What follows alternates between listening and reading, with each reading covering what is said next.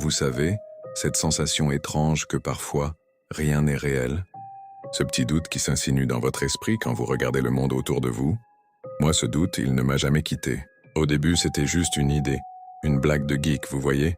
Et si on était tous dans une immense simulation comme dans Matrix? Sauf que pour moi, la blague a commencé à prendre une couleur beaucoup plus sombre. Je me suis mis à observer les détails, les petites répétitions, les bugs dans la matrice comme on dit.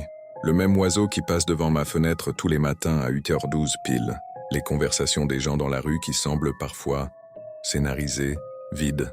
J'avais l'impression d'être le seul vrai joueur dans un monde rempli de PNJ, de personnages non-joueurs. Ma femme, mes enfants, mes amis, leurs rires, leurs larmes, tout me paraissait programmé. Je me suis dit que j'étais fou paranoïaque, que je devais arrêter de regarder des films de science-fiction. Et puis, il y a eu l'événement.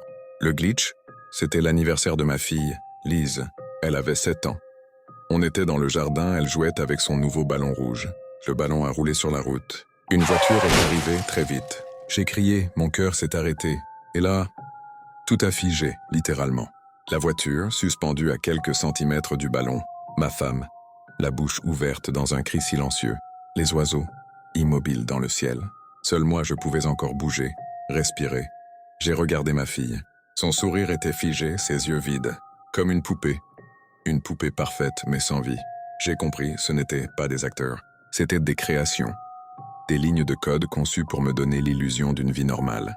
Puis, aussi soudainement que ça avait commencé, tout a redémarré. La voiture a freiné en crissant. Ma femme a fini son cri, ma fille a ri. Personne n'avait rien remarqué, sauf moi. Ce jour-là, la peur a laissé place à la rage. C'en était fini. Fini d'être leur marionnette. J'allais me rebeller. J'allais faire dérailler le scénario. J'ai commencé par des petites choses. Refuser d'aller travailler. Crier des insanités en pleine rue. J'ai tout fait pour briser le script. Pour forcer les programmateurs à intervenir, à se montrer. Je me sentais vivant, libre. Chaque acte de défi était une victoire. C'était moi contre le système. J'allais gagner. J'allais m'échapper. C'est en planifiant mon grand coup, mon game over personnel, que j'ai trouvé un vieux carnet dans le grenier. Un carnet que je n'avais jamais vu. C'était mon écriture. À l'intérieur, des notes, des schémas, des équations et une phrase répétée sur des dizaines de pages. Le sujet développe une conscience de la simulation. Protocole rébellion initiée. Le but est de tester les limites de son libre arbitre programmé. Et là, j'ai compris.